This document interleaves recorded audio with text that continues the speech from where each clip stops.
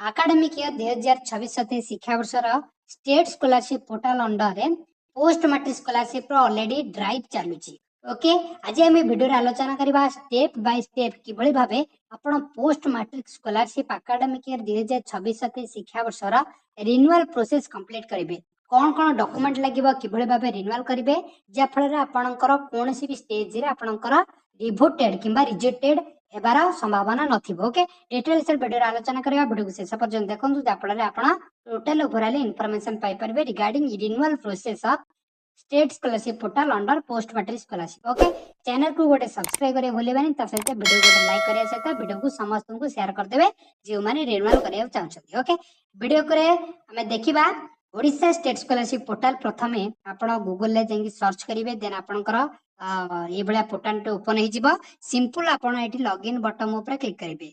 Login button ऊपर click कले आपणकर स्टूडेंट लॉगिन पळे आसीबो। स्टूडेंट लॉगिन ने आपणकर निज निजर आधार नंबर आ पासवर्ड देकी कर देबे। ता पूर्वरु कहबा को जाउछु जे माने आगुरु माने लॉगिन करि नथिबे बहुत दिन धरि से माने फॉरगॉट पासवर्ड मारी कि आ गोटे पासवर्ड चेंजेस करंतु, देन चेंजेस कला परे आ थेर लॉगिन करंतु। हमें गोटे पिलार लॉगिन करि देखिबा कि भଳି भाबे रिन्यूअल करबा। देखंतु लॉगिन कला परे आपणकर प्रोफाइल डैशबोर्ड ओपन हो जिवो। ए भଳି आपणकर नेम शो हेबो, देन आपणकर यूजर आईडी शो हेबो, तापर बेसिक प्रोफाइल आपणकर शो हेबो। देखि परतुबे एकेडमिक ईयर 2026-27 ऑलरेडी सिलेक्टेड ही रहिछि आगुरु।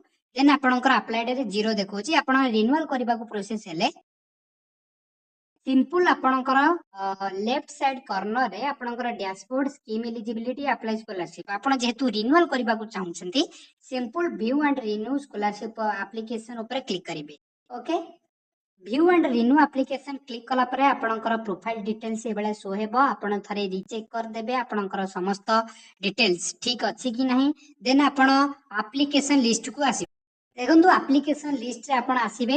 देन आसिला परे आपणकर एकेडमिक ईयर 2025-26 शिक्षा वर्ष माने प्रीवियस ईयर आपण जो पोस्ट मैट्रिक स्कॉलरशिप पाइथिबे, देन से स्कॉलरशिप को आपण रिन्यूअल करबा को चाहछन्ते। ओके, सिंपल ता स्लाइड एंती स्क्रॉल करिवे। आपणकर एटी दुईटी ऑप्शन शो हेबो।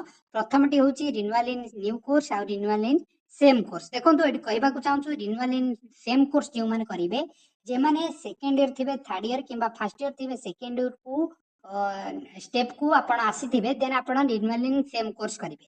जदि आपण रिन्यूअल इन न्यू कोर्स अर्थात +2 परे +3 किंबा +2 परे डायरेक्ट बीटेक किंबा अन्य कोनोसी कोर्स करूथांती, देन आपण रिन्यूअल इन न्यू कोर्स ऊपर क्लिक करिवे। सिंपल आपण रिन्यूअल इन सेम कोर्स ऊपर क्लिक कले ए बेला आपनको स्टूडेंट प्रोफाइल इंफॉर्मेशन शो हे जिवो। ओके, देखंतु स्टूडेंट प्रोफाइल इंफॉर्मेशन आपनकर already academic year already choose हेकि रहिछि डिपार्टमेंट, देन आपनकर स्कीम ऑलरेडी ओपन हो जाइछि। देन आपनकर एटी दुईटी ऑप्शन आछि SAMS and non SAMS. Okay, देखंतु आपण जदी साम्स अंडर माने आपनकर कोर्स जाउथबो, देन सिंपल साम्स ऊपर क्लिक करिवे। जदी आपण नॉन साम्स ऊपर क्लिक जाउछि नॉन साम्स ऊपर क्लिक करिवे। ओके, साम्स ऊपर क्लिक कले आपनकर कोर्स टाइप चूज करिवे। आपण ए गुडी को कोर्स होछि साम्स अंडर जाउछि। सिंपल आपनकर कोर्स चूज करिवे। कोर्स चूज कला परे आपनकर साम्स बारकोड नंबर देबे। ओके, जहाँ भी आपनकर साम्स बारकोड रहिछि साम्स बारकोड नंबर देबे। ओके, हमें गोटे पिलार बारकोड नंबर देकी ताको वेरीफाई करिबा। देन वेरिफिकेशन परे आपनकर अपडेट फेच हे जिवो। आपण नॉन साम्स को क्लिक करे साम्स अंडर जहाँ भी आउछि ता हेबो नाही। ओके, देन आपनकर नेक्स्ट ऊपर क्लिक कले ओटीआर नंबर शो हेबो। एठी आपनकर ओटीआर नेम शो हेबो। आपण एनएसपी ओटीआर जो प्रीवियस ईयर माने अप्लाई करिथिले ओटीआर सेही ओटीआर सेम ओटीआर नंबर हु देबागु पड़िबो। ओके, सिंपल एठी ओटीआर नंबर आपण देला परे वेरीफाई बटन ऊपर क्लिक करिवे। ओके, देखंतु वेरिफिकेशन परे देन आपनकर बेसिक इन्फॉर्मेशन आसीबो। आपनकर कैटेगरी ऑलरेडी चूजेस हे जाइछबो। आ देन आपनकर नेम, देन आपनकर जदी सब कास्ट रहिछि ओबीसी लिस्ट कि एससीबीसी सिंपल एडी एस और नो पर क्लिक करके आपनकर सब कास्टिक दे देबे। ओके, सिंपल भलो कि आपण चूज करिवे जा फଳରେ कोनोसी भी स्टेप रे आपनकर रिपोर्टेड हबनी। ओके, देखंतु यार मीनिंग रोची आपण ड्रॉप डाउन बिलो आपण जो सब कास्ट एससीबीसी रो जदि आपण एई लिस्ट अंडर रे आपण कोनोसी भी जाउन थबो आपनकर सब कास्ट, देन आपण चाहिले नो पर क्लिक करिवे। देन जदि आपनकर जाउची एस ऊपर क्लिक करिवे। Okay, do you belong any caste from the सोन आ भीतर जो कास्ट शो होची सेही कास्ट को क्लिक करिवे। ओके, सब कास्ट समस्ते क्लिक करिवा मैंडेटरी। देन आपनकर एप्लीकेशन जेंडर जो एप्लीकेंट आपण जेंडर थिबो सिलेक्ट करिवे जेंडर। देन आपनकर रिलीजन, डेट ऑफ बर्थ आपण जहाँ भी थिबो देन आधार वेरिफिकेशन ओके आधार वेरीफाई ऊपर क्लिक कला परे आपन को ओटीपी जीवो ओटीपी देला परे आपनकर कर देबे ओके आउ आपण जदी रिन्यूअल करिबा को चाहू माने रिन्यूअल तो आपण ऑलरेडी चूजेस कर देचंदी देन आपनकर जदी फोटो आउ थरे मागुथबो देन आपण एई फोटो को डाउनलोड करी देई परिबे नले एई फोटो ही रहिबो ओके देखो ये हूँ आपंकर डीबीटी प्रोसेस ये डीबीटी जदि आप ठीक थी देन आपंकर ग्रीन कलर टिक आसो जदि फुल थी क्रॉस चिन्ह आसो देन आपंकर डीबीटी जदि लिंक नहीं सर्वप्रथम डीबीटी लिंक करूँ देन स्कॉलरशिप अप्लाई करूँ आप डीबीटी स्टाटस शो होची क्यों बैंक सहित लिंक अच्छी डिटेल्स रे वीडियो आपण देखि पारुथिबे आपण डीबीटी लिंक अच्छी कि नहीं ओके ये रहा आपंकर बेसिक इनफॉरमेशन ये कौन सी भी चेंजेस हम नहीं नेक्स्ट आपंकर एड्रेस रोची ये भी आपंकर ऑलरेडी जहाँ भी थी किसी भी चेंजेस हेनी सिंपल जो नेक्स्ट बटन ऊपर क्लिक करेंगे नेक्स्ट बटन ऊपर क्लिक करें नेक्स्ट पेज को आप पलि आसबे ओके नेक्स्ट पेज आपंकर रोची एकेडमिक इनफॉरमेशन ओके देन आपंकर मैट्रिक आउ मैट्रिक सप्लीमेंटरी नॉन मैट्रिक आपण मैट्रिक एनुअल ऑलरेडी सिलेक्शन हो आपण कौन भी डॉक्यूमेंट अपलोड करने को देखंतु ऑलरेडी डॉक्यूमेंट आपंकर ऑलरेडी ओपन माने आपंकर ऑलरेडी ओपन हो जाइथिबो माने अपलोड हो जाइथिबो कौन सी अपलोड करने को नहीं सिंपल आपण देखि परिबे निज निजर डॉक्यूमेंट ठीक अछि कि नहीं एई पीडीएफ पर क्लिक करके डाउनलोड करी देख देन आपणकर institution and course current education information आपण धर सेकंड ईयर थिबे किबा फर्स्ट ईयर रे रिन्यूअल करूथबे सेकंड ईयर रिन्यूअल करथिबे first year course already complete हो जाइथिबो देन आपणकर इंस्टीट्यूशन तो सेम रहइबो देन सेम रहला आपण एनरोलमेंट नंबर देबे देन एनरोलमेंट डेट देबे ओके ये रहउची आपणकर फर्स्ट ईयर एनरोलमेंट डेट देबे देन एडमिशन और रिएडमिशन डेटा देबे ओके रिएडमिशन डेट आपण जो माने एकेडमिक ईयर एबे करंट अछंती तार रिएडमिशन केबे हेइतिला से डेट रे निर्भुल भाबे देबे आ एडमिशन नंबर जोटा आपनकर रोल नंबर सिंपल दे परिबे ओके आ जदी से करंट ईयर आपनकर एग्जाम कंडक्ट हिची की देन ऊपर एस ऊपर क्लिक करके आपण लास्ट एग्जामिनेशन धर सेमिस्टर हेतिबो तार मार्कशीट अपलोड करिवे जदी हे नै नो ऊपर क्लिक करिवे एतर कोनोसी भी असुविधा हेबा नै ओके लास्ट एग्जामिनेशन आपनकर 50% जेतु मागुची तेणु करी आपण जदी एग्जाम कंडक्ट होइची एस ऊपर क्लिक करिवे जदी न होइची नो ऊपर क्लिक करि परंती नेक्स्ट आपनकर रोची अपार आईडी ऊपर जदी अछि आपनकर एस ऊपर क्लिक करिकी आपण अपार आईडी क्रिएट जदी करथिबे अपार नंबर दे देबे एस ऊपर क्लिक करिकी देन रेसिडेंशियल स्टेटस आपण हॉस्टेलर डे स्कॉलर ओके जदी आपण हॉस्टेलर थिबे गवर्नमेंट हॉस्टेलर रहउतबे देन आपण हॉस्टेलर ऊपर चूज करिकी हॉस्टेलर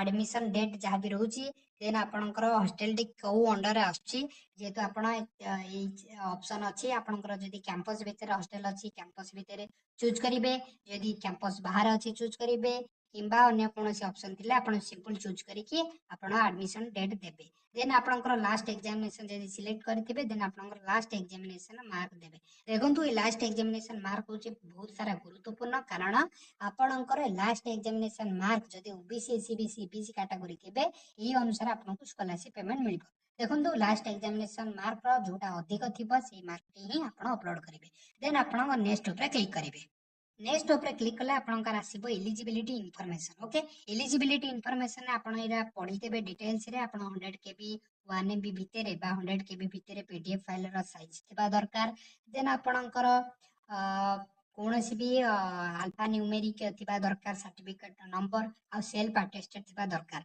ए बळा कंडीशन पढी कि देन आपनकर कौनसी डॉक्यूमेंट अपलोड करबा को पड़िबो नहीं माने आपनकर इनकम सर्टिफिकेट तो ऑलरेडी एठी आपण एग्जिस्ट अछि माने कोनसी भी चूज करबा को पड़िबो नहीं केवल आपनको रिलेशनशिप रे चूज करबा पड़िबो सिंपल आपण जो इनकम अपलोड करचंती केउ माने आपनकर रिलेशन में कोन रहिबे तेने सिंपल रिलेशन ऊपर क्लिक करके आपण नेक्स्ट को जिबे नेक्स्ट आपनकर मैट्रिकुलेशन सर्टिफिकेट जेतु पोस्ट मैट्रिक मागुची सिंपल आपण मैट्रिक सर्टिफिकेट नंबर देबे देन आपनकर अथॉरिटी देबे देन आपनकर मार्कशीट ऑलरेडी ओपन हो जाइथिबो जदी आपण रिन्यूअल करचंती देन आपण कोनोसी भी अपलोड करबा को पड़िबा नै सिंपल जदी आपण हॉस्टेल चूज करथिबे देन आपनकर हॉस्टेल बोनाफाइड फॉर्म टिके डाउनलोड करिवे डाउनलोड कला परे सिंपल आपण एही अपलोड करिवे ओके डाउनलोड जो आपण करले बोनाफाइड सर्टिफिकेट सेतरे सुपरिटेंडेंट कर साइन थिबा दरकार स्टाम्प थिबा दरकार देन आपनकर नेक्स्ट आपनकर हॉस्टेलर सर्टिफिकेट अप्रूव हो जिवो देन नेक्स्ट आपनकर रोची दिव्यांग जदी आपनकर हैंडीकैप थिबे देन हैंडीकैप सर्टिफिकेट अपलोड करबा को पड़िबो ओके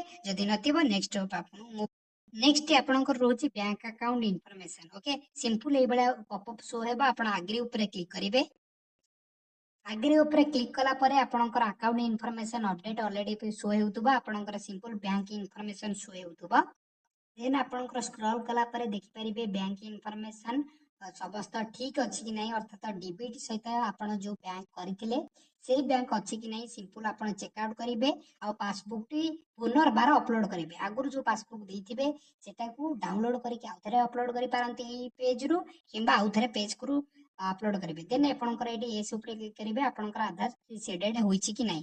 देन आपण नोट टी पढिबे, फाइनल सबमिट मारिबे। देखंतु ये फाइनल नोट टी प्रथमे पढिबे, देन फाइनल सबमिट मारिबे। देन आपनकर स्कॉलरशिप टी नेक्स्ट आपनकर अप्रूवल प्रोसेस स्टार्टेड हे जिवो। देन आपनकर स्कॉलरशिप टी पळेबो, आपनकर स्कॉलरशिप एबे इंस्टीट्यूट लेवल को पळेबो। ओके, देन आपण इंस्टीट्यूट लेवल रे पळेला परे आपनकर सिंपल एई डॉक्यूमेंट को प्रिंट आउट करिवे, जोटा आपण अप्लाई करथिबे से प्रिंट एप्लिकेशन को आपनकर इंस्टीट्यूशन डिपॉजिट करिवे। आफ्टर इंस्टीट्यूशन डिपॉजिट कला परे आपनकर इंस्टीट्यूशन आपनकर स्कॉलरशिप को वेरिफिकेशन करिकि नेक्स्ट प्रोसेस जहाँ भी रही ब्लॉक अथॉरिटी किंबा डिस्ट्रिक्ट अथॉरिटी को आपनकर स्कॉलरशिप को सैंक्शन करिवे। आफ्टर सैंक्शन पर आपनकर पेमेंट आसी जिवो। ओके, बुझी पारथिबे वीडियो रे गाइडलाइन किबळे पापा step by step renewal process complete करिवे, जाफଳରେ कौन सी स्टेप रे आपनकर रिपोर्टेड हबो नै किंबा री अप्लाई करबा पड़िबा नै। ओके, वीडियो को शेष पर्यंत देखिथिबार समस्त धन्यवाद। वीडियो को समस्त शेयर करबा सहित हम चैनल को सब्सक्राइब करे भूलिबेनी। ता सहित टेलीग्राम ग्रुप डिस्क्रिप्शन लिंक अछि, जॉइन हे। ओके, धन्यवाद।